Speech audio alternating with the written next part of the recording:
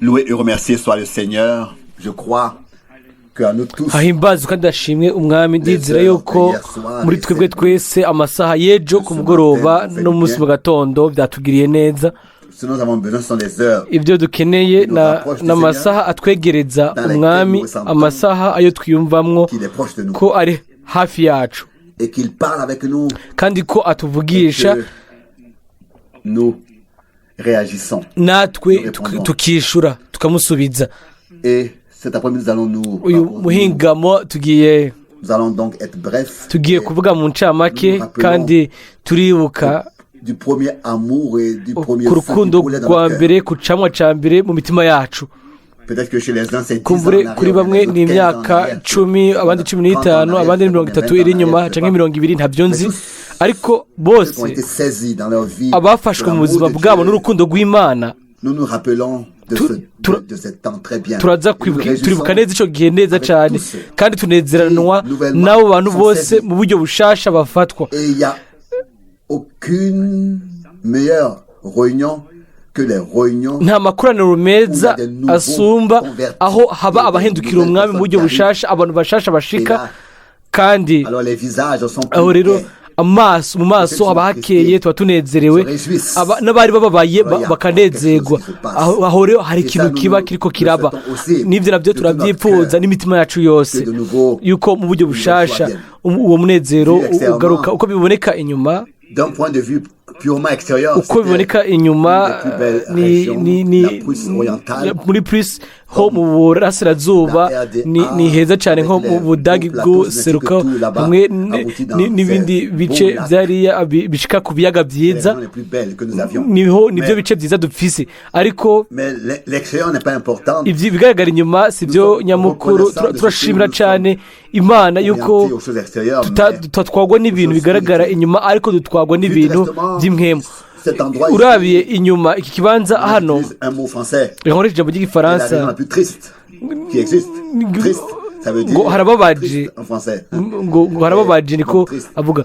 Donc en ce qui concerne le paysage, kubiraba ingene hasa ni nico gice kibabaje, ariko Imana ishobora kuzanamwo ibineza neza. iyo mugiye muri Palestine nta kintu kibagera cyo kuraba, ariko umwami nyene yahisemwo ibibanza nk'ibyo, ibice nk'ibimeze nk'ibyo, hanyuma abigira ibizwi cyane hano mu isi yose. mbega Imana icagura iki uyu munsi?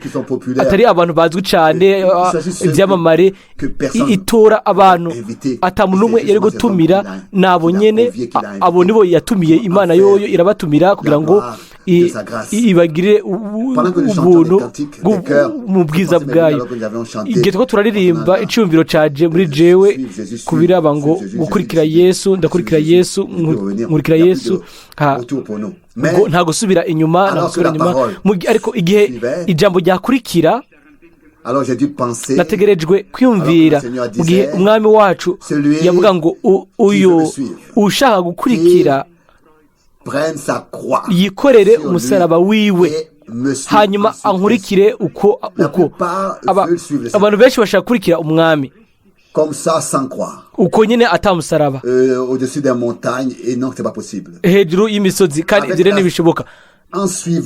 mu gukurikira umwami dutegerezwa kwikorera umusaraba. hari umusaraba twikurikira, hariho isoni twikorera, kandi ni neza neza ni ku iherezo niho tuzoshobora guhinduranya uwo musaraba, tuwuhinduranye n'ubwiza. mu gihe umwami wacu yinjira i Yerusalemu hari ibigazi, hari kera, bose bararirimba ngo hoziyana hoziyana, hashimagizwe wuje ubuzira ry'umwami, hoziyana umwami. hanyuma iminsi inyuma yaho uwo mwami ntiyambitswe igitsibo, ahubwo yarabambwe, barazimira. ntibari bazi ibintu bobihuza. bari bazi ko azocungura Abisirayeli, bica biza mu buryo butandukanye n'ibyo bari byarishizemwo mu mitwe yabo, ariko byabaye nk'uko Imana yari yabitondetse, nk'uko Imana yari yabipanze. natwe dutegerezwa mu bintu byose gushigwa kugamburukira neza, uko tubikora neza ariko bigenda neza, kuko tuzi yuko ibintu byose byagenywe n'Imana uko. hanyuma niko tugenda turahazwa kandi imana niko ishikana natwe ku ntumbero.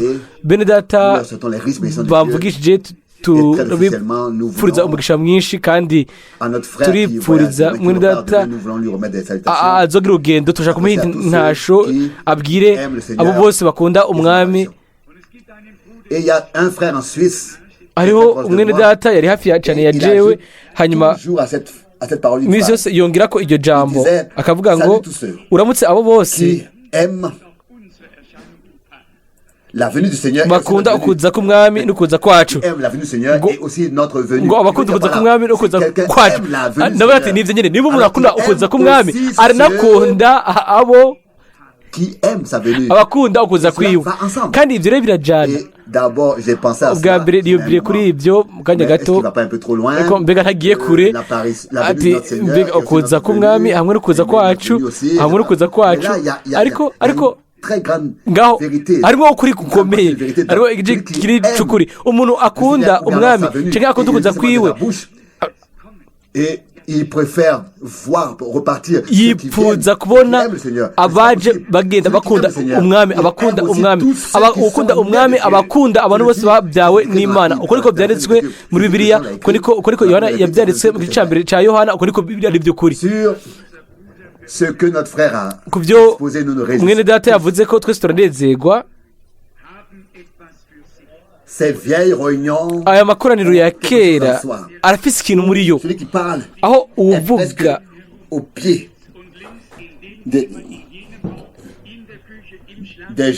abari ku birenge by'abantu, bamukikije bari ku birenge byiwe, abandi baba mu cyumba, mu gikoni, muri koridoro, aho amakoraniro nk'aya bigenda neza.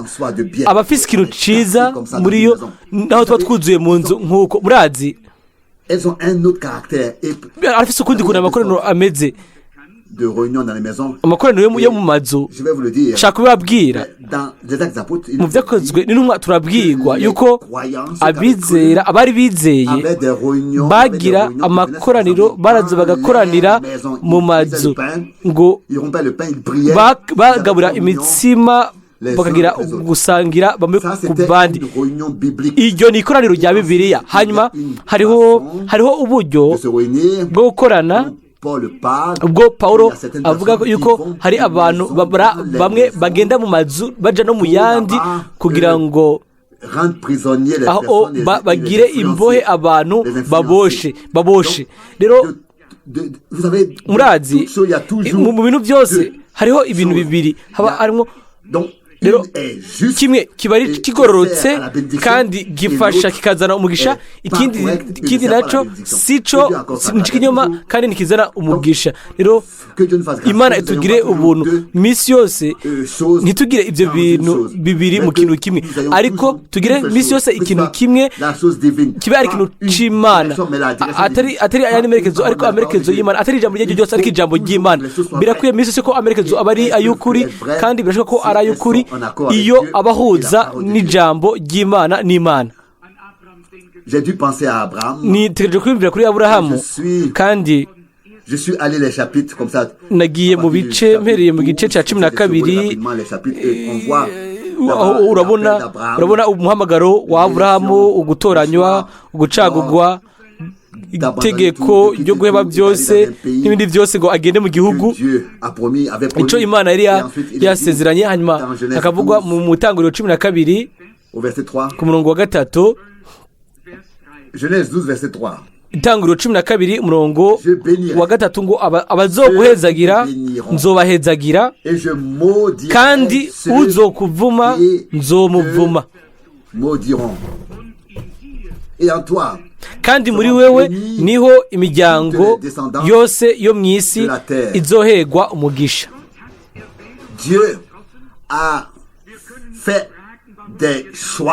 Imana yaratoye, ntidushobora kubaza ngo ni ko watoye uriya n'umutori. dushobora kunezeranwa nabo bemeye impano yayo y'ubuntu, abateze ugutwi ku byo ariko iravuga, kandi n'imitima yabo yose bakabyizera, kandi mu kumvira fait ce que Dieu leur a dit. bagakora iby'Imana yababwiye. Hanyuma Au chapitre 13, nous mu gice cya voyons 13 turabona ugutandukana hagati ya Aburahamu na Loti. là il y a eu aussi, et ça c'est le chemin d'un aho croyant, naho iyo nayo ni inzira y'uwizera. hariho ibyerekezo, hari ibintu biba bidashobora gusika ku ruhande. Aburahamu yacaguwe n'Imana, atogwa n'Imana, ariko Loti nawe akurikira Aburahamu, asohokana nawe, kandi kumukurikira byazanye ibibazo. sans avoir été appelé, mais suivre. ntiyari yahamagawe, yari yakurikiye gusa, byazanye ibibazo. Hanyuma haje umunsi aho batandukana. Et dans le chapitre 13, mu verset gice cya 13 umurongo wa 14 haranditse, l'Éternel dit à Abraham après que Lot se fut Loti amaze gutandukana na Aburahamu, uhoraho abara Aburahamu, où tu te tiens, Loti amaze gutandukana na Aburahamu, uhoraho abara Aburahamu ati, unamura amaso yawe uhere aho uhagaze, witegereze iburaruko n'ibumanuko n'iburasirazuba n'iburengerazuba. Iki gihugu cyose ubonye ni wewe nzogiha n'urubyaro rwawe gushitsa ibihe byose. et ça continue encore. Kandi birabandanya. Maintenant au chapitre 14. Ubu rero turaza mu gice cya 14. Et qu'est-ce que je dois vous dire? Mbega ngomba kubabwira iki? La séparation. Ugutandukana, Oui, la séparation kwitandukanya est toujours douloureuse Misi yose pour les élus, pas les autres. birababaza ku batoranijwe, Ce n'est même pas une douleur. ku bandi si n'umubabaro. Abandi haba ibice, haba ugutandukana, ibyo ari byo byose nk'abaroti baraba amahirwe yabo, bakaraba inyungu bashobora kugira, bakaraba nk'uko Loti yarabye. Loti yahisemo agace keza cyane, akaboneka neza. Ibyo nibyo yahisemo kw'ingingo. Ariko igihe Loti yagira ibibazo, agatsindwa, ninde yegeranije abantu biwe kugira ngo afashe uwo mugabo? Igice cyatoranijwe nticyahebye abahamagawe. Igihe Aburahamu yamenya yuko Loti yagize ibibazo, yabibwiye abantu bose bavukiye mu nzu yiwe, abagabo bose bashobora kugwana, yababwiye ko bagende kubohora uwo mugabo kugira ngo bamufashe. Mbega ibyo nibyo byiyumvo byawe, nibyo byiyumvo byanje. Birakwiye yuko ibyo biba ari byo byiyumviro byawe, nimba turi abana ba Aburahamu, kandi nimba turi mu batoranijwe. Igihe abandi bitandukanije na twebwe, bakatuvako, bakaduheba, twebwe ntidukwiye kubaheba ngo tubate. Nshaka kubabwira, mwumvise ko muragize ibibazo muri abo batari hano hagati muri twebwe. Mbega umubabaro mwumva mu mitima wanyu, mu by'ukuri nicyo kibazo. Mbega turatakambira umwami mu masengesho ati, gira ubuntu, utabare, fasha. Ariko iyo bihushije n'ibyo bimeze gute? Bimeze nk'uko aho rero ntushobora kwibesha ubwawe. Ingero z'Imana muri Bibiliya ziguma zifite agaciro igihe cyose, igihe kigihari. Kandi umuntu wese buri gihe aba afise amahirwe yo kwiraba ubwiwe mu ruhande arimo, ko yatoranijwe cyangwa yahamagawe gusa. Muje kuraba, mbega habaye iki igihe Aburahamu yava kunesha abo bami abari batwaye nk'inyagano Loti, aho Melikisedeki yahuye nawe afise umuvinyu n'umutsima, barasangira, yari yanesheje abami. Aho rero umwami w'abami barahura, yari umwami ubwiwe uhoraho. Hanyuma n'uyu munsi nyene kiracyari igisokozo. Umwe mu basobanuzi bakomeye, Scofield, muri Bibiliya mu rurimi rw'icyongereza, yanditse mu bintu yanditse ibyo muri Tabernacle, yavuze ko uwo arandika mu manote yiwe, yandika akavuga ngo inyandiko ziwe ngo ni umwami atazwi, ni umuherezi, ibintu nk'ibyo. Nimwibaze, hanyuma wewe nanje tugasoma nk'abantu basanzwe, tugasoma mu Baheburayo 7 ngo ntiyari afise inkomoko y'iminsi, ntafise iherezo ry'iminsi, ntagira data, ntagira nyina, ni umwami w'amahoro, ni umwami wo kugororoka. mbega umuco hano uwo twahawe, mbega umuco uwo twahawe ngaho, mbega kubonesherezwa, mbega ku bantu basanzwe bo hasi cyane nk'aba mu bandi. narabye mu gitabo icyo mwindata kuferi yanzaniye mu gifaransa, mu gihe Billy Graham nta gihe kinini yari mu Bufaransa, yahezagiye bose. Yego, ese ingene aha mbere nuguruye ndasoma ngo Imana muri batatu, muri zitatu ngo yari ihari guhera mu ntango. Amaso yabiguye k'ibyo mwindata mutakufere arambaza ati niba byanditse uko nyine, aravuga ati ukuri ko byanditse, mbega niyo Mana itegeza kuba iri muri zitatu? Nta Mana iri muri zitatu, muri zibiri. Hari Imana imwe gusa igizwe n'umuntu umwe, ni Imana ya Aburahamu, ya Isaka na Yakobo. Ariko tubaye mu gihe aho bose gushaka ku butumwa wa nyuma bavuga ururimi rw'i Roma. Aho rero tugomba kwitonda cyane, kuko twebwe tuvuga ururimi rw'Imana kandi tuzobikora gushika ku iherezo. Hari umwe yari atingiye yuko Mwita Frank ari mu nzira ngija gisubiza i Roma, ntabyumvise ibyo. Hari ikintu kimwe nshaka kubabwira, Imana ingiriye ubuntu. Nashaka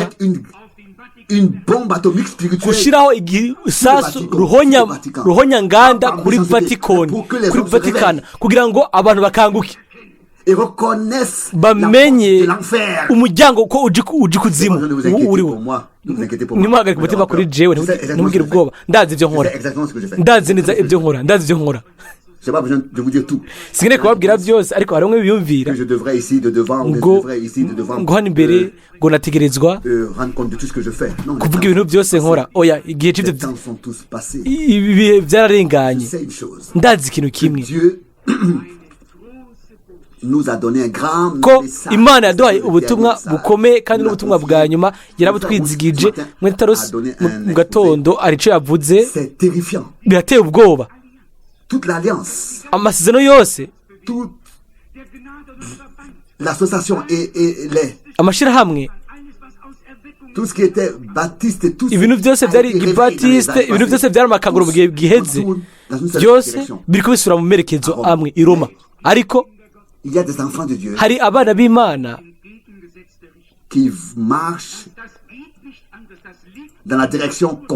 bagenda mu merekezo ahoshanije n'ibyo biri muri kamere k'ibyo nyine, nk'uko Mwita Branham yabyerekanye. Umuntu atumvirije icyo Kristo avuga azotegerezwa kumva ibyo uje mu izina ryiwe avuga. Rero uko niko ibi bihagararo bihinduranya. ngo nyina w'ijuru, mwamikazi w'ijuru, ngo n'ibindi byose tuzokwandika n'ikibanza icyo ari cyo, tuzokwandika uwo yigira byose akigira byose. Turazi twebwe abaho ukuri, niba tutaguhishuwe ninde azoguhishura? Ninde azokumviriza? Oya, ibyo bibe kure.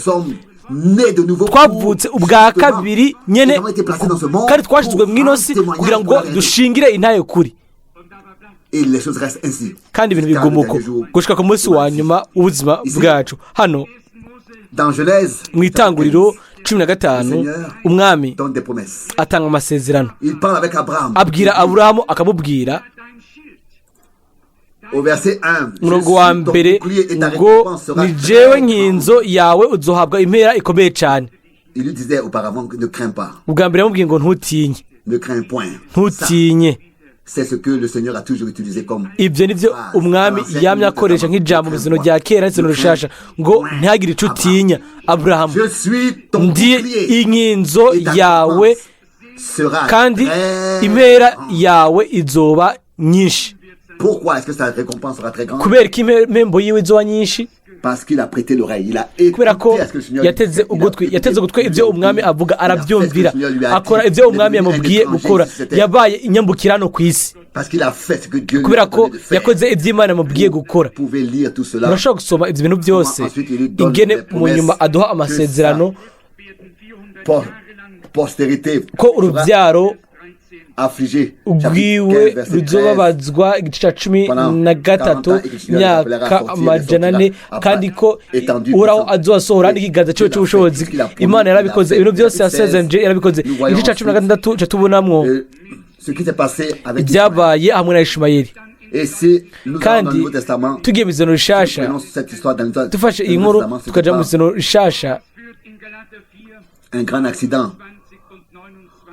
Paul écrit dans Galates 4. Ntiryari sanganya. Paul arandika muri Galatiya 4:28 ngo mweho bene data muri abana b'isezerano nko kwese yarari ngo nkuko uwabyawe n'umubiri yahama uwabyawe n'imwemo, uko niko bimeze kandi ibyo biguma uko nyene gushika kwereza. Kandi aho mu buryo ubushasha dushika kuri agace nyene, bamwe baranka abandi bakankwa. Les deux avaient le même père. Babiri bose bari basangiye se. Umwe yari afise isezerano, amasezerano amwe n'amasezerano yari afise iragi, hamwe n'iragi yari afise umugisha. Uyundi nawe umwe yari uw'imwemu, uwundi yari uw'umubiri. Kandi uwabyawe mu buryo bw'umubiri yanka uwabyawe mu buryo bw'imwemu. Ninde ashobora guhindura ibintu? Ibyo biguma uko gushika ku iherezo. Nico gituma ndabivuga kugira ngo dusubiremo, turafise uburyo bwo kwiraba twebwe ubwacu kugira ngo turabe nimba hari ubwonko muri twebwe, nimba dushobora kwanka canke twankwa. Umuntu wese arafise uburyo bwo kwiraba kuri ubuzima bwiwe, ibiba muri we, ibintu ingene yitwara. Turashaka kubikora ibyo. Igice cya 13 hano turafise, hariho inkuru ntonyi. Hanyuma mu gice cya 17 aho Aburahamu agirana, aho Imana igirana isezerano na Aburahamu. Hano mu gice cya 2 itangiriro 17:2 ngo nanje ngusezeraniye isezerano nzo kugwiza cyane. Mbega isezerano mu buryo bushasha, uguhishirirwa gushasha, ukwigishwa gushasha, isezerano rishasha, amasezerano uguhishirirwa n'ibindi. Kubera iki? Kubera ko mu watoranijwe w'Imana yari afise ibyo tumbereye nawe. Nimba turi mu batoranijwe, aho rero amasezerano arakurikira, tubwirwa Rwanda rwacu gushikaho umugambi wose w'Imana, ubwoko bw'Imana byose bihishurwa, bikerekanwa kandi bigasohoza bigashika. Ntidutangara ko Imana mu buryo bushasha yavugana na Aburahamu. Ntibyari ibintu byagiturumbuka. Je ndababwiye ubu hamwe natwe Imana umwami iminsi yose yamye avuga, si inshuro rimwe gusa. Iyo twiyumvira ati ibirayi bicitse hagacashika gushika ku ijambo mu buryo bushasha, umuco ukaka mu ijambo, umwami akatuvugisha bikabandanya mu bufasha bwiwe, nk'uko byari bimeze kuri Aburahamu, umurongo ku wundi murongo, ku ruhande rumwe ku yindi nshuro no ku yindi. Umwami mu buryo bushasha yavugana nawe. Kandi hano turabona yuko iryo sezerano ryatanzwe, hari ikintu ryazanye naco. Hari ikintu mbonye hano, murashobora kuja mu gice cya 10 gushika kwa 14 mugasoma aho Imana yashizeho ikimenyetso cyo gukebwa nk'ikimenyetso cy'isezerano hamwe na Aburahamu. Ibyo bikoranye na Aburahamu kandi ibyo hamwe n'urubyaro rwose rwa Aburahamu. Bacavugwa hano agace ka nyuma ku murongo wa 13. Cette circoncision sera le signe de mon alliance sur votre chair, un signe d'alliance éternelle. Mais maintenant arrive. Gukebwa kuzoba isezerano ryanje rizoba ku mibiri yanyu, ribe isezerano ridashira.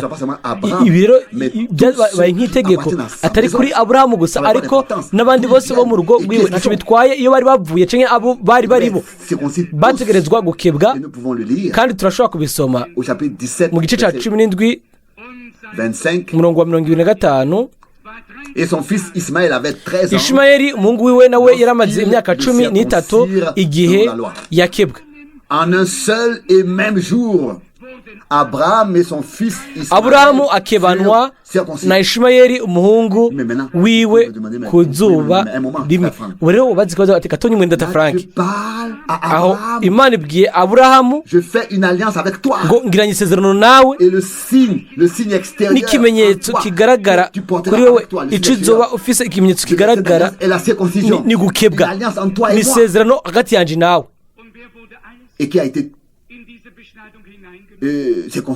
ninde yakebwe bose mbere na ishimayeli. none isezerano ryo riri umugisha uri he, gutoranywa kuri he? mbega murabibona ibyo ngomba gushika ku inyuma yari yarakebwe,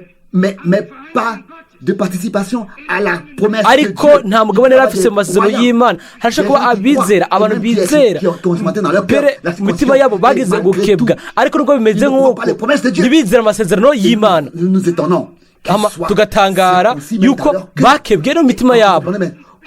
tukabaza none bishobora n'abakozi bose bo mu nzu y'Aburahamu bose barakebwe, ikimenyetso cyari kimenyamenya kuri Aburahamu, ariko gukebwa ku bandi byari biki?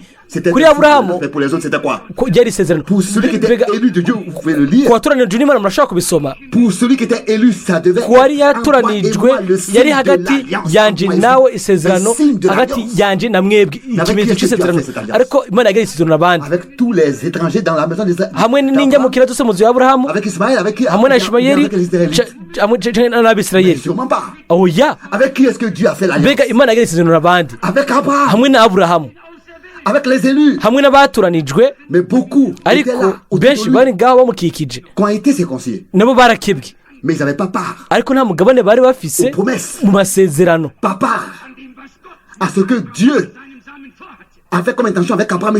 Imana yari ifitiye itumbiriye kuri Aburahamu n'urutero rwiwe.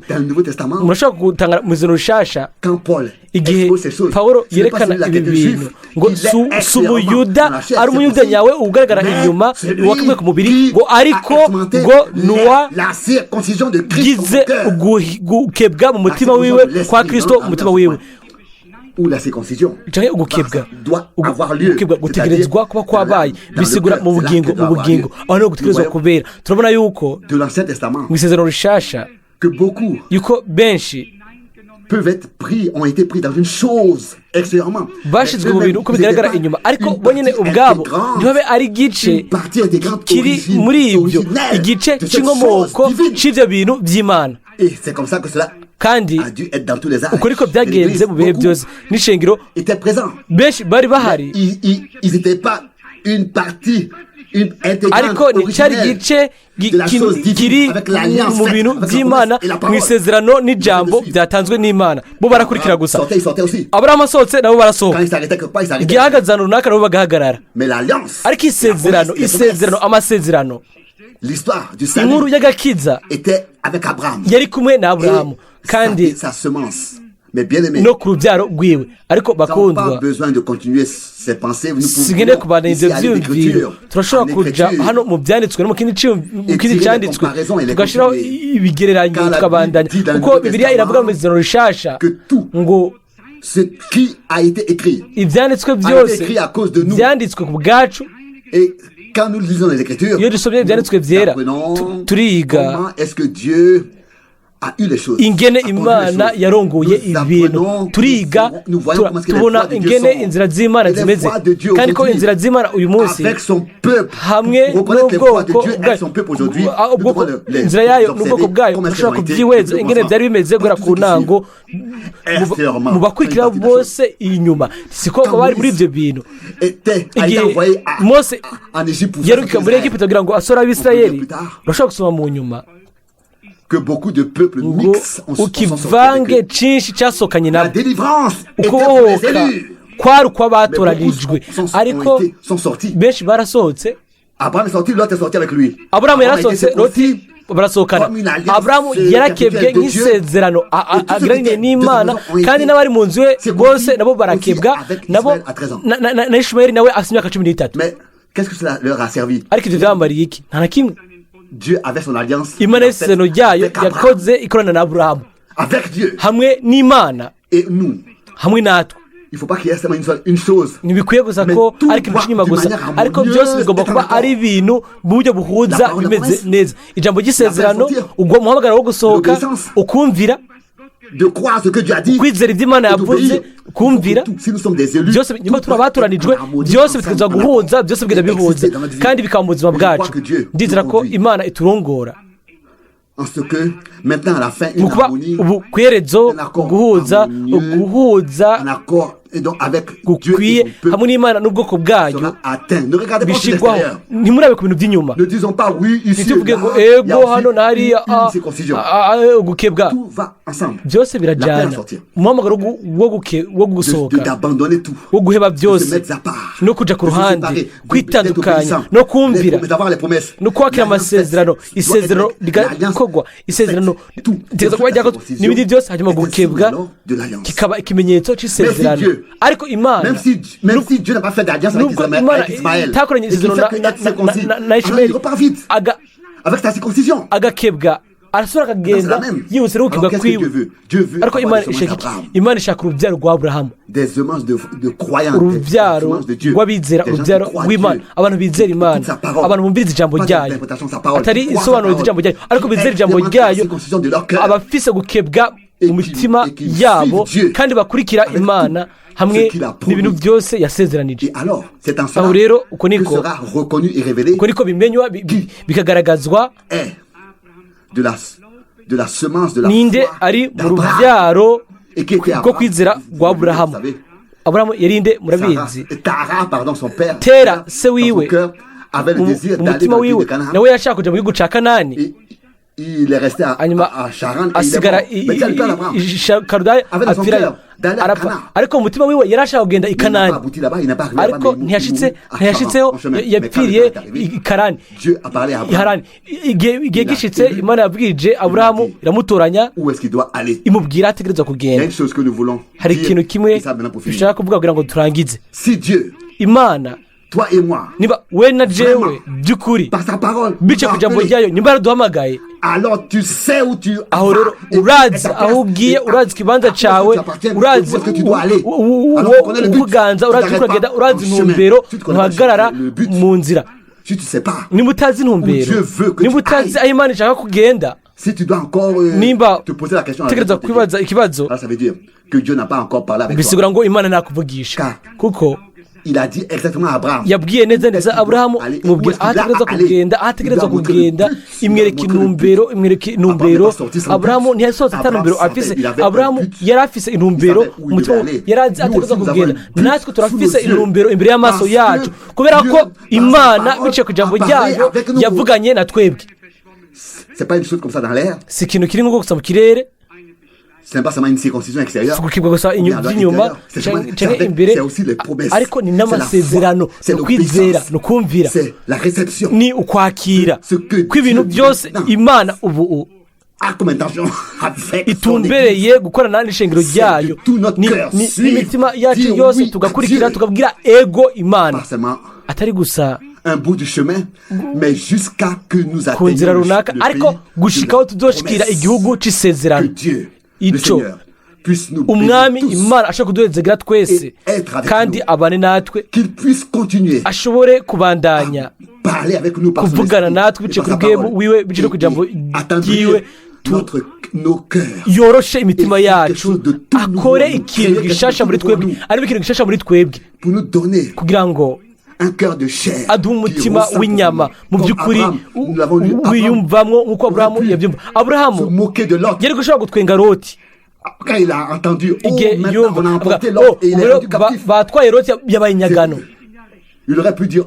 yari gushaka kuvuga ibyo biramusha bizomwigisha oya Aburahamu niko ari uko. Igihe Aburahamu yumva ibyabaye kuri Aburahamu watorejwe n'Imana, nubwo Loti atari yaratoranijwe.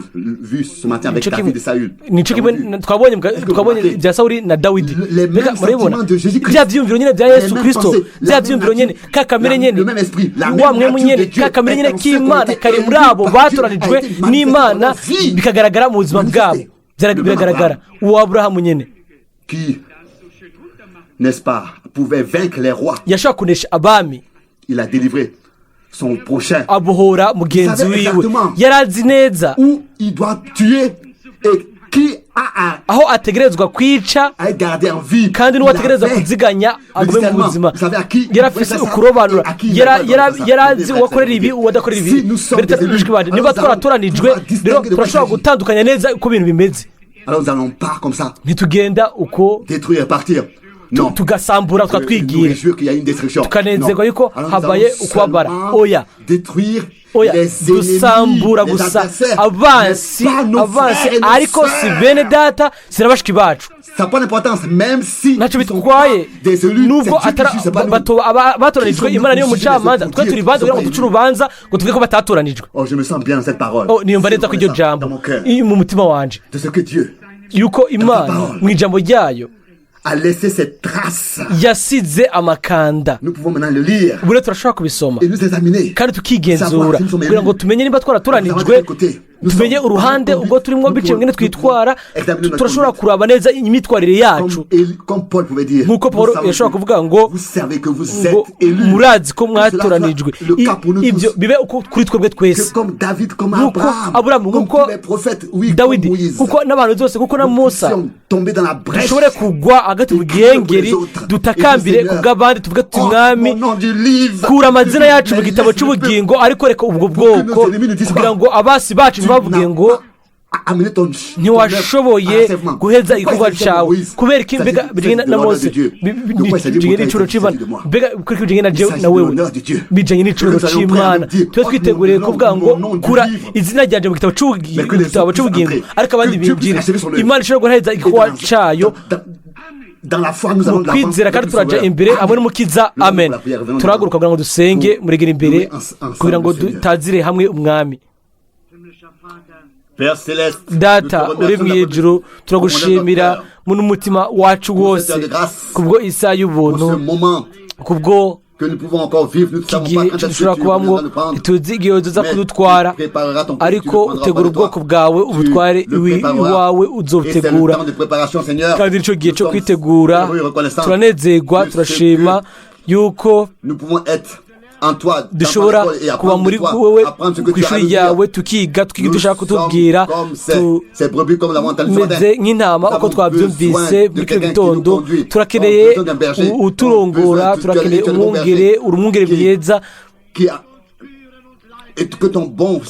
umwe mu wawe mwiza ashobore kuturongora atuje imbere aturongore n'iryo sengesho ryacu uturongore mu gihe duhagaze hano uduhe ubuntu bwawe kugira ngo dusenge uduhe ubuntu bwawe kugira ngo tuguhimbaze kugira ngo dushobore gushyira hejuru izina ryawe turitazire twese hamwe tugutazire tugushyire hejuru kuko urabereye yuko tuguhimbaze tukagushyira hejuru. haleluya ku izina ryawe ry'igitangaza rya Yesu. amen amen. izina ry'ubwiza bakundwa uyu munsi ntagire n'umwe ava muri kino kibanza adatwaye ibi umutima we ibihe byose yuko umwami nawe yaragucunguye. turashobora kumva imyaka igihumbi ijambo ry'Imana ariko ni umunsi gusa n'isaha aho ijambo ry'Imana rije kuri twebwe bice guhishurirwa yuko ari ibintu bizima byamaze gusohoza aho rero biba ari ibyacu hamwe natwe biba byamaze gusohoza kandi ibyo bishobora kuba uyu munsi. rero bakundwa umuntu uyu munsi apfira mu cyaha ciwe apfira mu cyaha cyo kutizera kubera ko atizeye nuko atizeye ko ibyo umwana w'Imana yakoze ku musaraba igorogota wizere umwami Yesu Kristo wowe n'umuryango wawe mukizwe. iryo ryo sezerano kandi riguma ry'ukuri ibihe byose kandi turaritana natwe muhira. ijuru n'isi bizorangira ariko wizera azobona kuko ijambo ry'Imana riguma ry'ukuri ibihe byose. data uri mu ijuru ndafise kuri jewe no kuri twe twese umutwaro udasanzwe ku mutima guhera iyi saha dushobore kuvuga gusa mu kwizera. umwansi aduteye mu byiyumviro ntitubivuge ibintu byose bidashingira intaha ijambo ryawe biva ku mwansi ntidukwiye kubivugisha umunwa ntitubyizere mu mutima wacu ntitunabivugishe n'umunwa dushobore kwiga ibyo mwami kuko mwedata Branham yabivuze mu butumwa mu ntambara ikomeye itegereze kugwana mwami mana intambara iri mu mutwe wacu iri mu byumviro byacu itangura mu byumviro byacu kugira ngo imbere dutwagwe mwami guhera uyu munsi dushobore kureka ibyumviro mu byumviro ntitubivugishe umunwa wacu ntitubyakire mu mitima yacu hasoze mu mitima yacu ibyo Pawulo yavuze ngo ndizera nicyo gituma mvuga mwami dushobore gusa kuvuga mu kwizera ntitugire tuvuga mu gukekeranya no mu kutizera kuvuga mu kutizera abashobore kuzibira umunwa ntubyemere ko tutakuzanira icubero utanga ubuntu bwawe kugira ngo twizere kandi mu kwizera tuvuge kandi kugira ngo uwundi yubakwe tube umugisha ku bandi mwami mukundwa twese hamwe turipfuza yuko mu isi yose we ukwiragiza ijambo ryawe rirema mwami utange ubuntu bwawe utange imbabazi kandi hamwe natwe tugire imbabazi n'ubwoko bwawe bwose kandi ushatse kudukoresha kugira ngo tubohore batwawe turi ku ruhande rwawe nk'uko Aburahamu yarameze kuri wowe uduhezagire udukoreshe ndagushimira kubwo iyi weekend ndagushimira kubwo ubutumwa ubwo twumvise kubwo ijambo iryo twihweje ndagushimira kubwa byose ndagushimira mu izina ryera ry'igiciro rya Yesu haleluya amen